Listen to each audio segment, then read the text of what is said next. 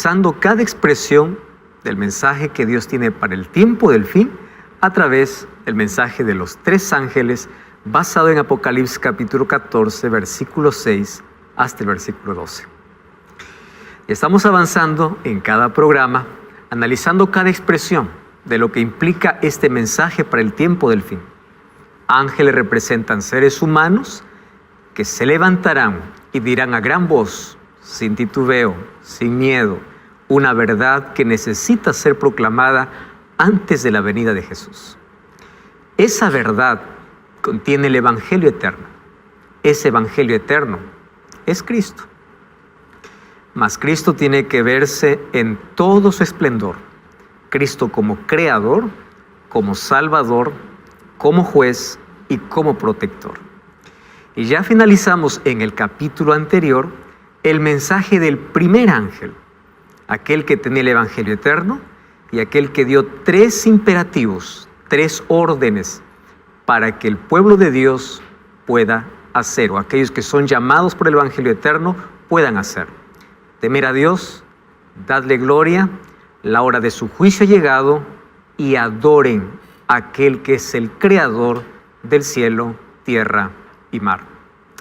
A partir de hoy analizaremos el mensaje del segundo ángel. Como ya vimos en el primer programa, los mensajes son consecutivos y acumulativos. Quiere decir, el segundo mensaje respalda el mensaje del primer ángel, mas tiene algo que añadir. Solo que la diferencia es que el mensaje del segundo ángel no trae el Evangelio eterno, porque el primer ángel ya lo mencionó. El segundo ángel habla acerca de un falso evangelio. Y ese falso evangelio es proclamado, y es más, es aceptado por la mayoría de los moradores de la tierra. Y este mensaje es dado por la Gran Babilonia. La pregunta es, ¿de qué Babilonia estamos hablando? Ya que la Babilonia como imperio quedó apenas como historia. El 12 de octubre del año 539, los medos y los persas desviaron el río Éufrates y acabó Babilonia como imperio. ¿Qué Babilonia aparece en Apocalipsis si ya no existe más? Ese será nuestro tema de hoy. Bienvenido a Biblia Fácil. Muy bien, amigos, estamos listos entonces para poder comenzar una vez más nuestra jornada de hoy. Más antes, vamos a ofrecer para todos nuestros amigos el curso bíblico Biblia Fácil Apocalipsis. A través de este curso bíblico tú te vas a sumergir mucho mejor en las profecías basadas en el último libro de la Biblia. ¿Qué cosa es lo que tienes que hacer para obtener este curso? Solamente entrar en contacto a través del número de WhatsApp que aparece en pantalla o también ingresando a nuestro sitio web estudielabiblia.com. Ingresa al sitio web y allí tú vas a descubrir que tienes este y otros materiales que van a enriquecer grandemente tu fe, tu esperanza y tu comunión con Dios. Muy bien, hoy vamos a hablar acerca de un tema súper importante. Hoy vamos a hablar sobre el mensaje que tiene el segundo ángel. El primer ángel ya nos advirtió que la hora de juicio había comenzado. El Evangelio tiene que llegar a toda criatura, mas a medida que se aproxima el fin para el regreso de Jesús, todavía hay otras verdades que necesitan ser expuestas. No olvidemos que la base principal de la predicación es el Evangelio eterno, mas el Evangelio expuesto de manera completa, no de manera parcial. Y cuando la verdad se comienza a resaltar, la mentira comienza a desaparecer. Solo que en el segundo ángel vemos el esfuerzo de Satanás y cada vez que llega el tiempo del fin todavía mucho más para poder levantar la mentira y colocarse en contraposición con el Evangelio eterno que es Jesucristo. Vamos a analizar ese texto y como siempre, antes de abrir la Biblia, vamos a hacer una oración. Querido Dios, te damos gracias por la oportunidad que tenemos de poder abrir tu palabra. Y pedimos que tu Santo Espíritu una vez más pueda estar con nosotros para poder enseñarnos y que tu palabra pueda ser aquella luz que necesitamos, que podamos comprender tu gracia, tu amor, el plan de salvación, el evangelio eterno, no de manera parcial, sino de manera completa. Que esta verdad presente pueda ser expuesta y que puedas tú ser exaltado. En el nombre de Jesús. Amén. Hoy vamos a hablar acerca de la Gran Babilonia. Vamos al libro de Apocalipsis capítulo 14. Apocalipsis capítulo 14, en apenas 6 versículos, tiene un resumen completo del Evangelio eterno y de las cosas o de las principales creencias o doctrinas que tiene todas las Escrituras. Vamos a leer ahora el versículo 9, o vamos a leer ahí el versículo 8. Otro ángel lo siguió diciendo: ha caído Babilonia, la gran ciudad, porque ha hecho beber a todas las naciones del vino del furor de su fornicación. ¿Saben que el mensaje del segundo ángel es un mensaje curioso? Porque el segundo ángel es apenas una advertencia. Quien tiene el evangelio eterno es el primero. Solo que aquel que entendió el mensaje del primer ángel también va a comprender de manera más simple la caída de Babilonia. Solo que ¿de qué Babilonia está hablando? Babilonia como imperio no existe más. Ni siquiera hay una ciudad en honor a su nombre. Como ya lo profetizó Jeremías o Isaías, Babilonia quedaría desierto, guarida de chacales, guarida de animales. Después que fue destruida Babilonia, nunca más se levantó. Ahora, ¿por qué aparece en Apocalipsis la palabra Babilonia? Y para ello tenemos que entender que la palabra Babilonia en sí no solamente aparece en Apocalipsis. La palabra Babilonia aparece desde Génesis y termina en Apocalipsis, a veces de manera literal, otras veces de manera simbólica. En Génesis, ¿cómo aparece? Aparece como la Babel, como aquella que se exaltó en gran manera, desafió a Dios, pero finalmente Dios la destruyó. Dios colocó un juicio sobre esa Babel. Ahora, a lo largo de la Biblia vamos a encontrar que Babilonia es un imperio que primero aprisiona, persigue, es un poder que comienza primero allí a llevar cautivos a los hijos de Dios. Están 70 años en Babilonia, había una profecía que tenía que cumplirse. Sin embargo, después también encontramos la caída de la Babilonia como imperio, profetizado en la Biblia. Y esa caída ocurrió un 12 de octubre del año 539. Los medos y los persas ingresaron mientras Belsasar estaba bebiendo con 1000 de sus príncipes vino. Apareció una mano en la pared. Esa mano en la pared determinaba el juicio de Dios. ¿Y cuál era el juicio de Dios? Allí la mano en la pared apareció la siguiente escritura: Mene, mene, tekel, uparsin. ¿Qué cosa significa? Pesado ha sido en balanza y ha sido hallado falto. Un juicio vino sobre esa Babilonia. Y esa misma noche fue conquistada.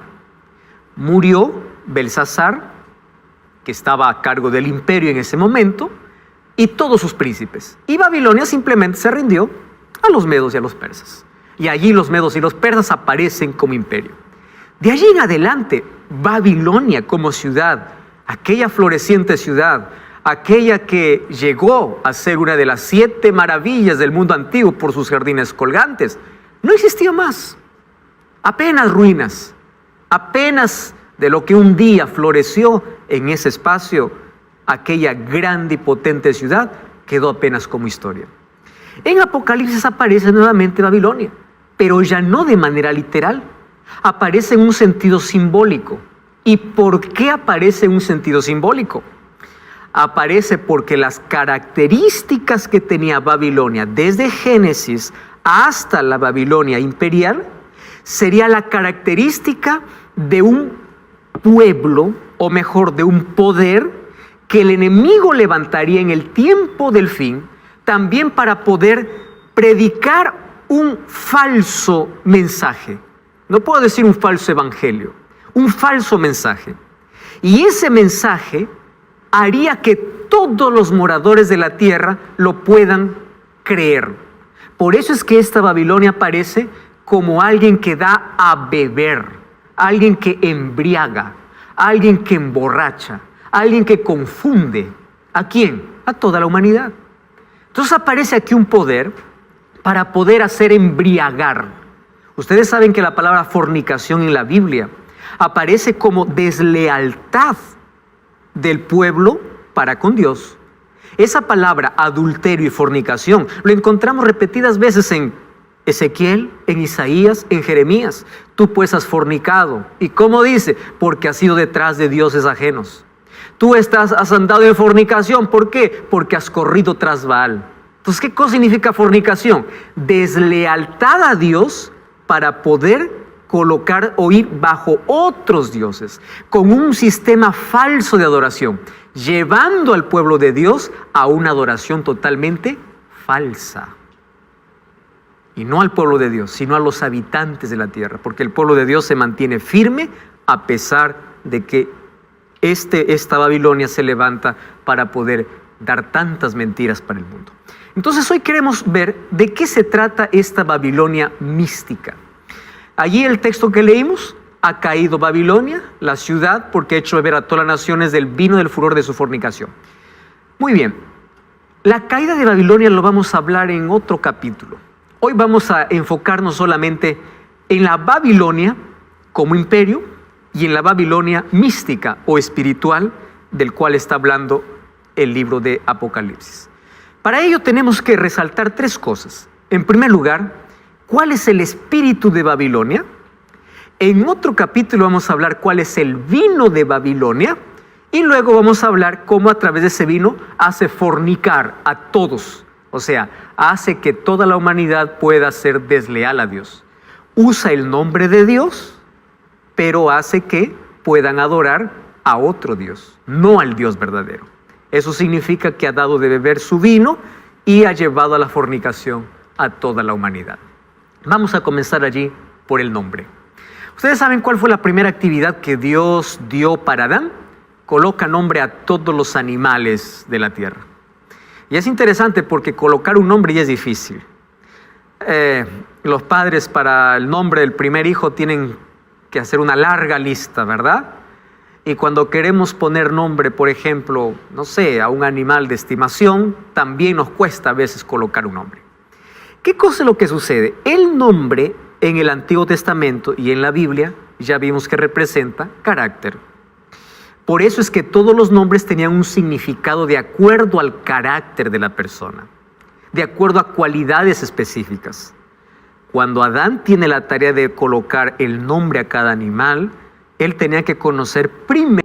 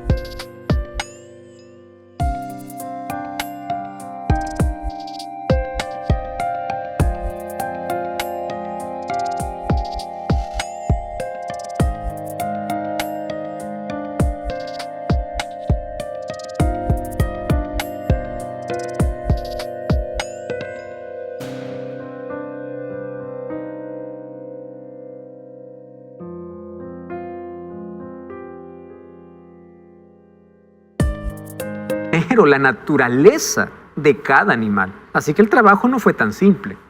Vamos a dar aquí algunos ejemplos de cómo los nombres representaban ciertas características. ¿Recuerdan ustedes el nombre Eva? Eva significa la madre de todos los vivientes. Jacob, usurpador. Salem, de allí viene la palabra Shalom, que significa paz, ciudad de paz. Pero cuando nosotros vemos el nombre de Babilonia, Babilonia tiene un significado interesante por la manera como comienza, cómo se origina. Y se origina en Babel.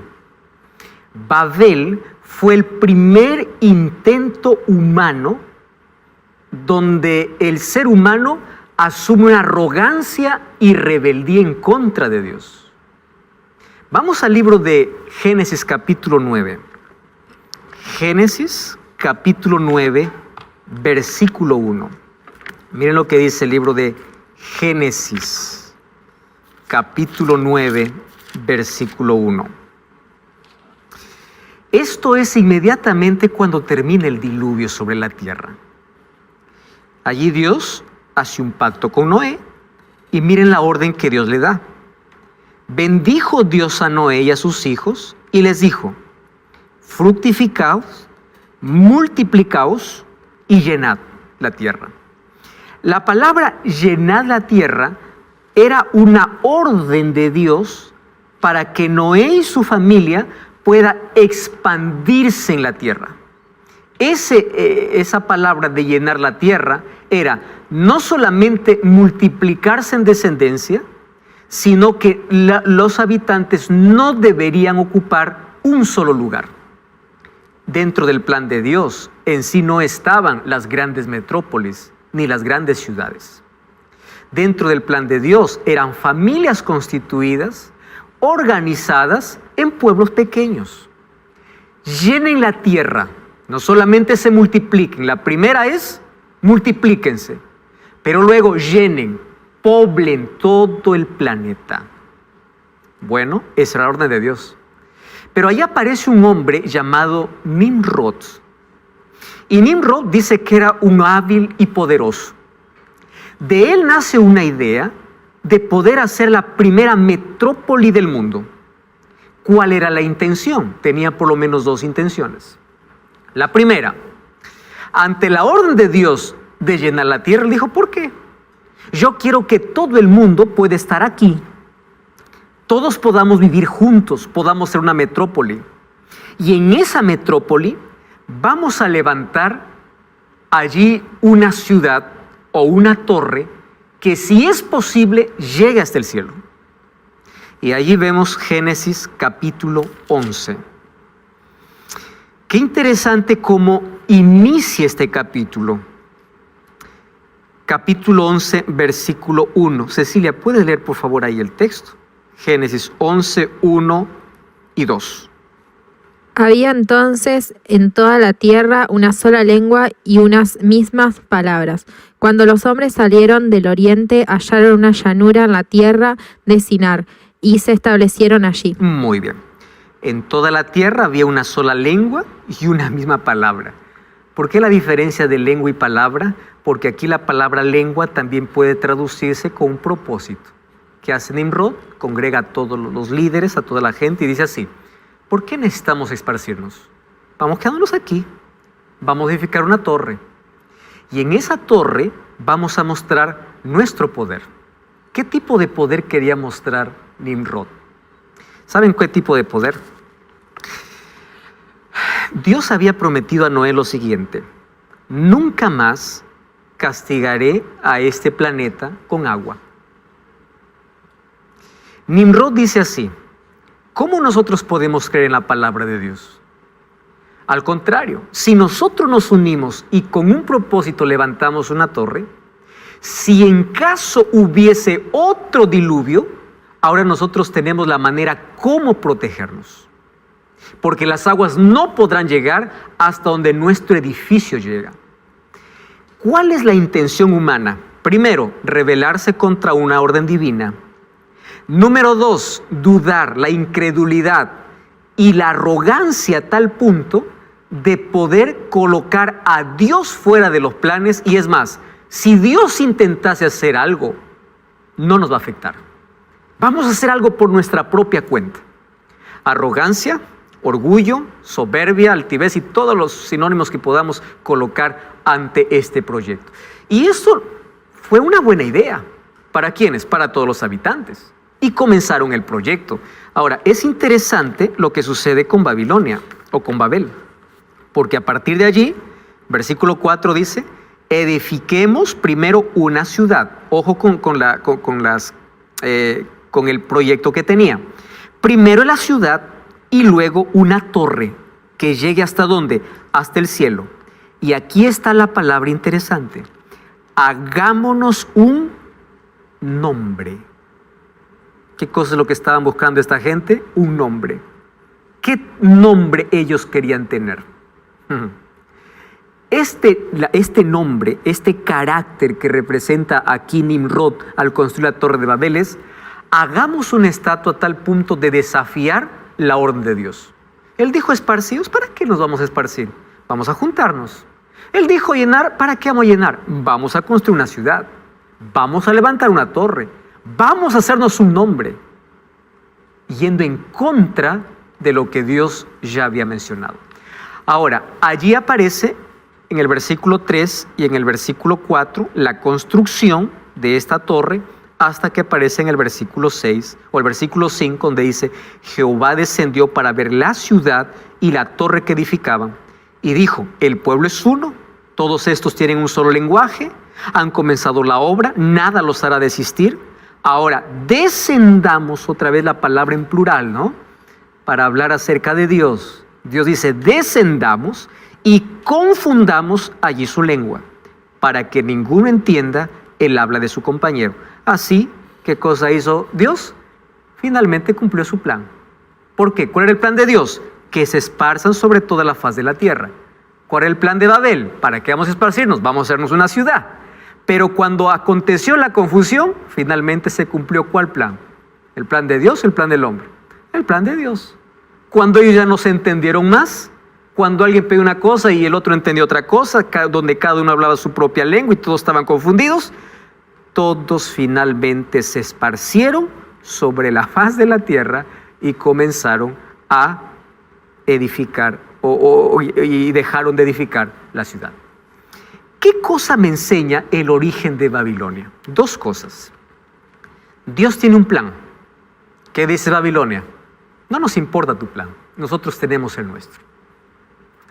Finalmente Dios realiza un juicio y en ese juicio Él ejecuta su plan como Él quiere, porque es el plan divino. Y cuando Dios ejecuta su plan, ¿cómo queda Babilonia? Totalmente confundida y destruida.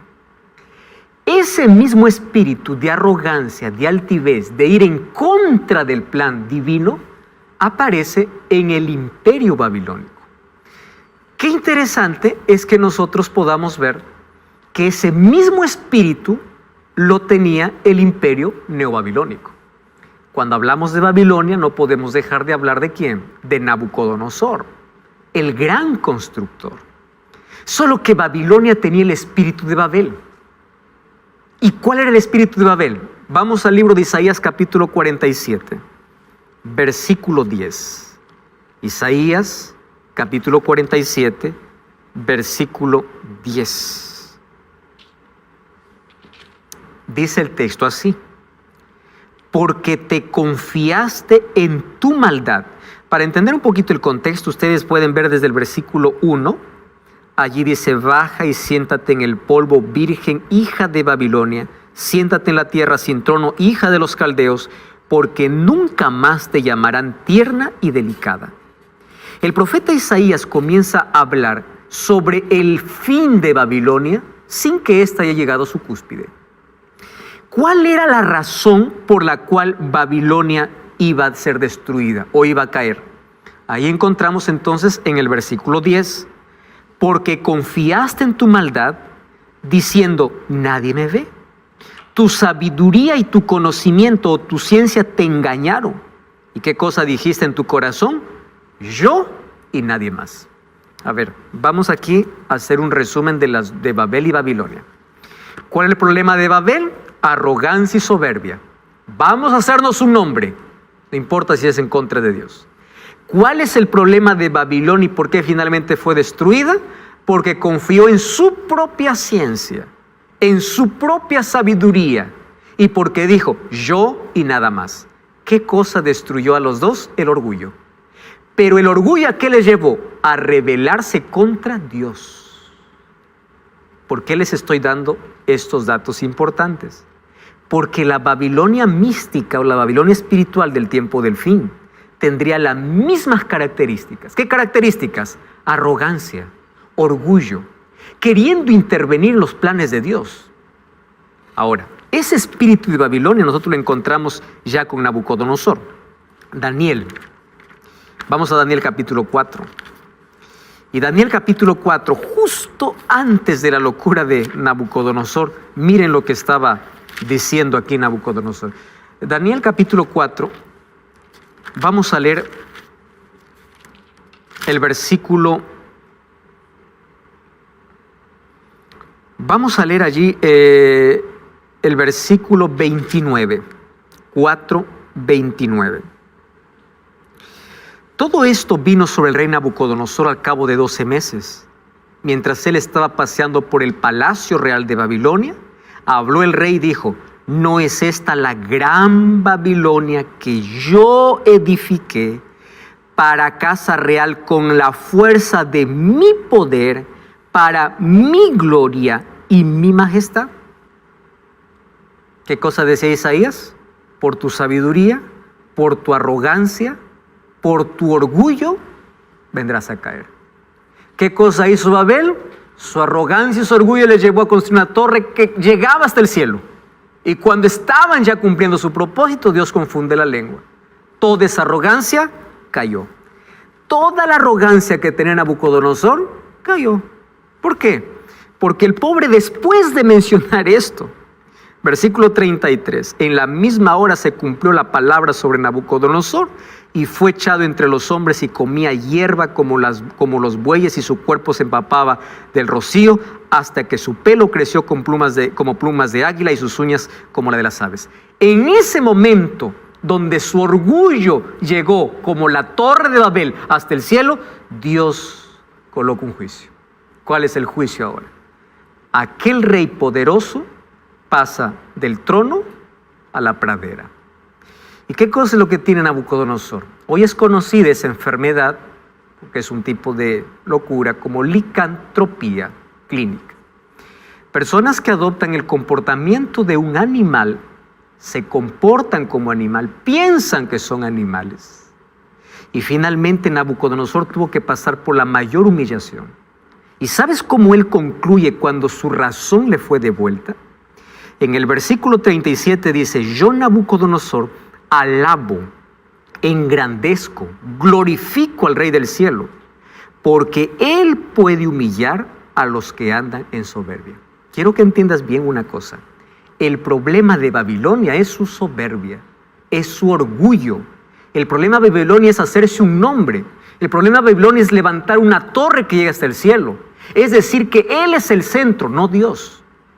Esas características se repetirán en un poder en el tiempo del fin que aparecerá diciendo, yo tengo un nombre, yo puedo llegar hasta el cielo, pero finalmente blasfeme el nombre de Dios y esos cursos bíblicos que estamos ofreciendo para ti. Y esta vez, Biblia Fácil, Apocalipsis. Muy bien, vamos a retomar entonces la idea de dónde se originó Babilonia, de Babel, luego el imperio babilónico, y de qué se trata la Babilonia en el tiempo del fin. Para que podamos entender mejor la Babilonia del tiempo del fin, vamos a ver qué estrategia usaba la Babilonia como imperio para que sea tan relevante a tal punto que en el tiempo del fin aparezca como símbolo. Vamos a Daniel capítulo 1. Daniel capítulo 1. Y vamos a leer los 5 primeros versículos. Dice así, en el 3er año del reinado de Joacim, rey de Judá, vino Nabucodonosor, rey de Babilonia, Jerusalén, y la sitió. El Señor entregó en sus manos a Joacim parte de los utensilios de la casa de Dios, los trajo a la tierra de Sinar, ¿Ustedes recuerdan el nombre Sinar ya haber leído antes? Génesis capítulo 11. ¿Dónde se construyó la torre de Babel? Sinar. Nuevamente aquí aparece, los trajo a la tierra de Sinar, a la casa de su Dios, y colocó los utensilios en la casa del tesoro de su Dios, y dijo al rey Aspenaz, jefe de los eunucos, que trajera de los hijos de Israel, del linaje real de los príncipes, presten atención acá, muchachos en quienes no hubiera tacha alguna, de buen parecer, instruidos en sabiduría, sabios en ciencia, de buen entendimiento e idóneos para estar en el palacio del rey, que les enseñara las letras y la lengua de los caldeos, y les señaló el rey una porción diaria de comida del rey y del vino que él bebía, que los educara durante 3 años, para que al final se presentaran delante del rey, y entre ellos estaba Daniel, Ananías, Misael y Azarías. Muy bien, vamos a rescatar algunas lecciones importantes de esta invasión. Vamos a colocarlo esto en el contexto final. En primer lugar, aquí Nabucodonosor representa obviamente el rey opresor, aquel que está conquistando, va a Jerusalén, y él no dice, tráigame a todo el pueblo, aunque hay otra invasión, ¿correcto? Donde finalmente en la tercera, la que destruye en el año 586, destruye Jerusalén. Ahí el templo es destruido, que luego sería reconstruido ya por Zorobabel, ¿no? Y luego reformado por Herodes. Pero el templo es destruido justamente en el tiempo del imperio babilónico. Destruye el templo. Ahora, en este viaje de conquista, él no quiere a todos. Él apenas quiere a algunos. Pero esos algunos que los quiere en el palacio, los quiere con ciertas características. De buen parecer, inteligentes, idóneos. ¿Para qué? ¿Cuál era la estrategia que usaba Babilonia? Babilonia usaba una estrategia de culturizar. ¿Qué cosa es culturizar? Traer a todos los cautivos o a los mejores de cada nación, de cada país que conquistaba, llevarlos a Babilonia y cambiarles totalmente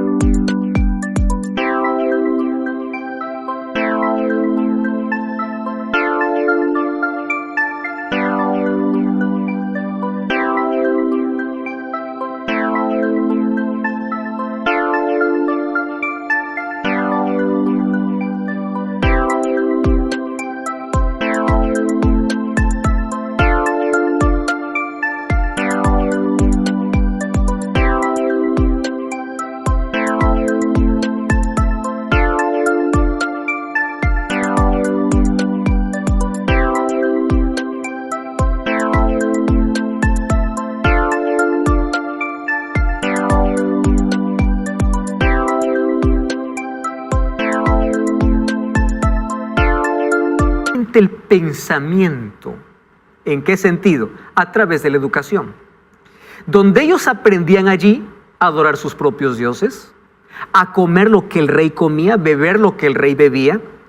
Y ellos tanto se culturizaban con Babilonia que ellos mismos regresaban a sus países en nombre de Babilonia para gobernar por Babilonia. Qué inteligente era este imperio babilónico. Él no quería poner gente extraña. Quería poner gente del mismo país, pero con un pensamiento diferente. Para ello, ¿qué cosa es lo que hacía?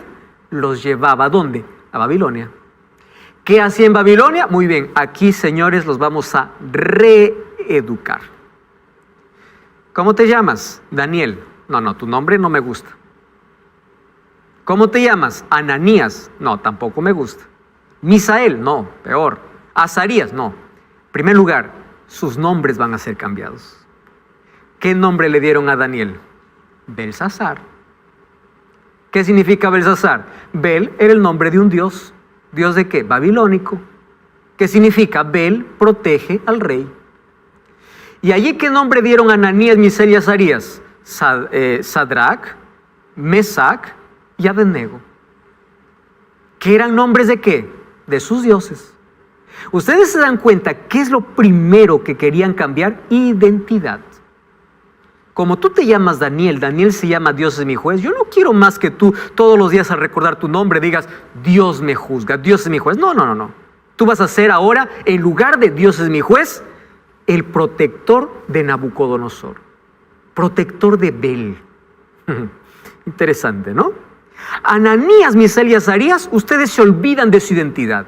No quiero más su nombre, quiero el nombre de mis dioses, Sadrach, Mesach y Abednego. Pero no solo eso. Ustedes van a venir aquí y van a comer mi comida. Por eso es que en Apocalipsis se repite el nombre de Babilonia, no solo por la manera que conquistaba, sino por la manera que culturizaba. ¿Qué cosa da Babilonia? Su vino y su comida. Ojo con esas características. Por eso es que la Babilonia mística o espiritual hace lo mismo con los moradores de la tierra. Los culturiza, pero no los culturiza en el bien. Les coloca todas las ideas y les da de beber el vino, que en Apocalipsis ya no representa un vino literal, sino que representa falsas doctrinas. A tal punto de que toda la gente que beba de su vino y coma de su comida, ¿no?, que ofrece Babilonia, finalmente puede estar adorando ¿a qué? A otros dioses. Porque ¿qué cosa representaba Babilonia? Rebeldía, idolatría, arrogancia, soberbia. Por eso es que se toma la figura de Babilonia para el tiempo del fin.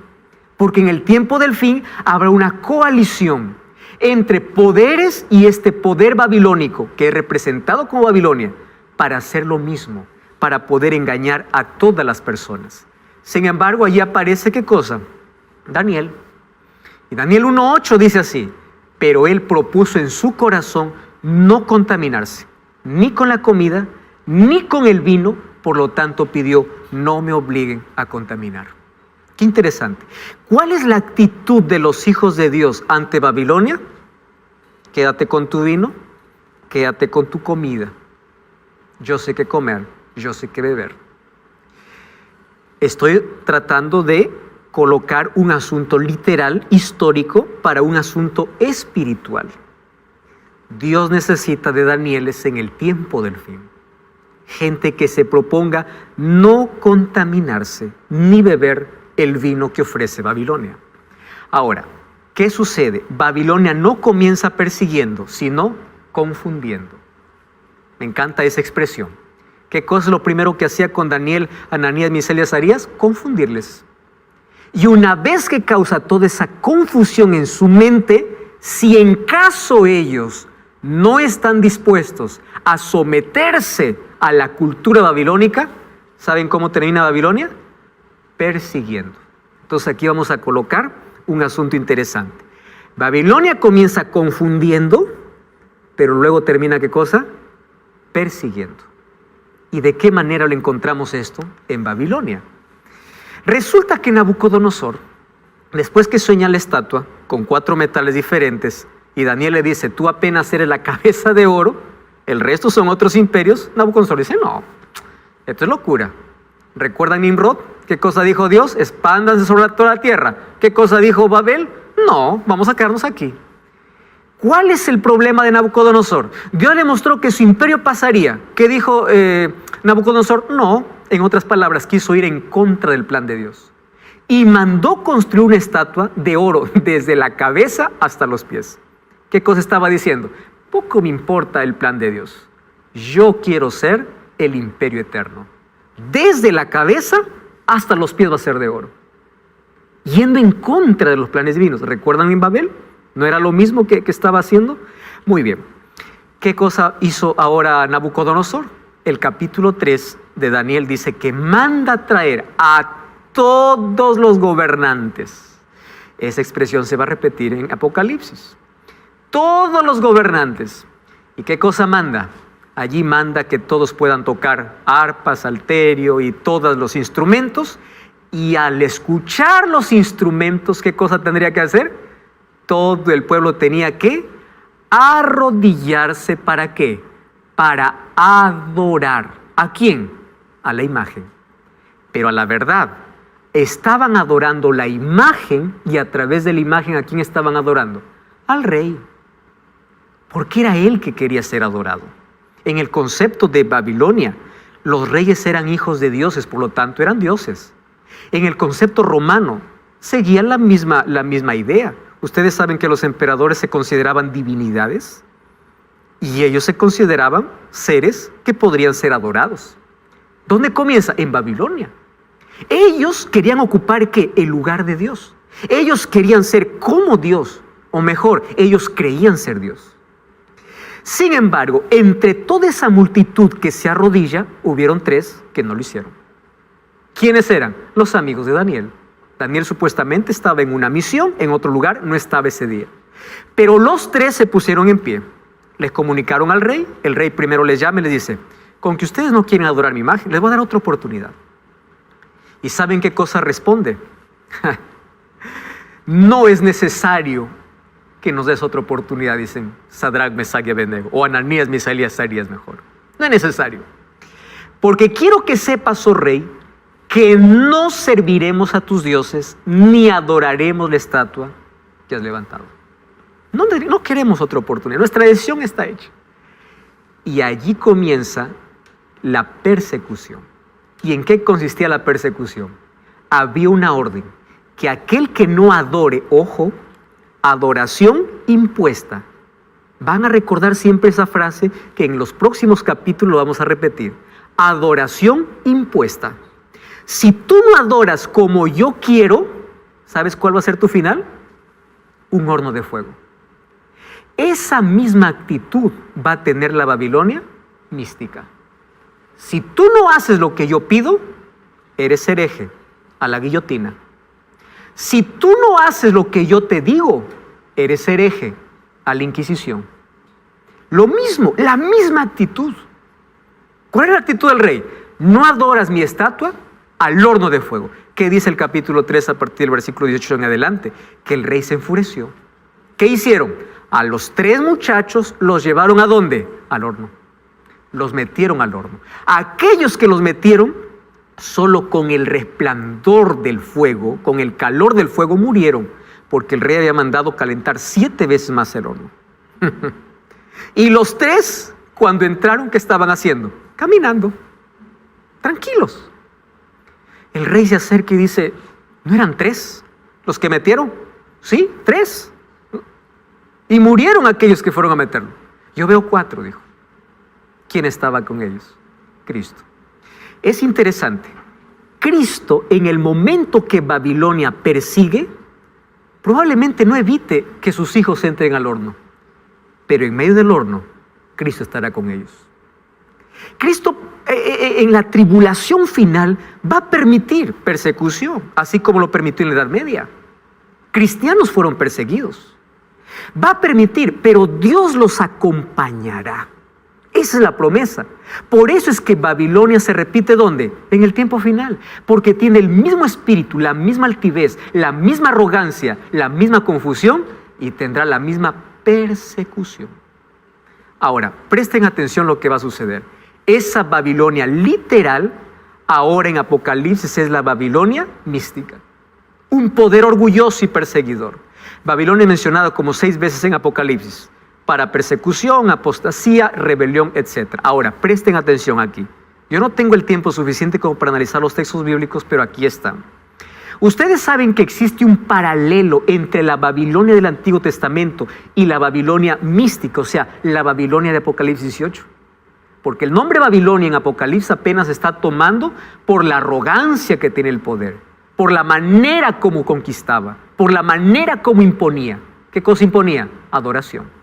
Ahora, la Babilonia del Antiguo Testamento, aquí está el significado de su nombre en Génesis y en Apocalipsis la mística. Es una organización apóstata, según Isaías 47:5 en Babilonia antigua, y la mística igual, Apocalipsis 17. Tiene un carácter corrupto, tanto lo dice Isaías como Apocalipsis. Tiene la intención de gobernar el mundo entero. Eso era la intención de Babel. Hagamos una torre y de ahí gobernemos el mundo. ¿Cuál es la intención de Nabucodonosor? Gobernemos el mundo. En Apocalipsis la Babilonia mística también. Tiene una alianza con los líderes de la tierra, tanto la Babilonia del Antiguo Testamento como la Babilonia espiritual. ¿Y cuál es la estrategia? Lo encontramos tanto en Isaías como en Ezequiel. ¿Saben cómo se describe mejor esta Babilonia? Babilonia ya era considerada el imperio romano en el tiempo de los apóstoles. Miren, 1 Pedro 5:13 dice, la iglesia que está en Babilonia no había ninguna iglesia, porque de paso Babilonia no existía. Babilonia estaba destruida ya. ¿A qué lo llama Pedro la iglesia que está en Babilonia, elegida juntamente con vosotros? Y Marcos, mi hijo, saluda. ¿Saben a dónde está dirigida esta carta? A Roma. ¿Cómo consideraban ya los discípulos al imperio romano? Como Babilonia. Ya desde ese tiempo, por ser un poder arrogante, porque sus emperadores se creían, ¿qué cosa? Dioses, porque ellos ya persiguieron a los cristianos, porque ellos ya imponían una falsa adoración. Ya Roma como imperio ya era considerada como Babilonia. Pero vamos a Apocalipsis 17. Wow, aquí sí encontramos una verdad extraordinaria. Apocalipsis capítulo 17, versículo 1 hasta el versículo 6. Dice así: vino uno de los 7 ángeles que tenía las 7 copas y habló conmigo diciendo, ven acá y te mostraré la sentencia contra la gran ramera. ¿No está hablando de Babilonia? ¿Por qué mete aquí a la ramera? Porque esa Babilonia es la misma ramera de Apocalipsis. Vamos a seguir leyendo. La que está sentada sobre muchas aguas, la que ha fornicado con los reyes de la tierra, y los habitantes de la tierra se han embriagado con el vino de su fornicación. Me llevó en el espíritu al desierto, vi una mujer sentada sobre una bestia escarlata llena de nombres de blasfemia, 7 cabezas y 10 cuernos, vestida de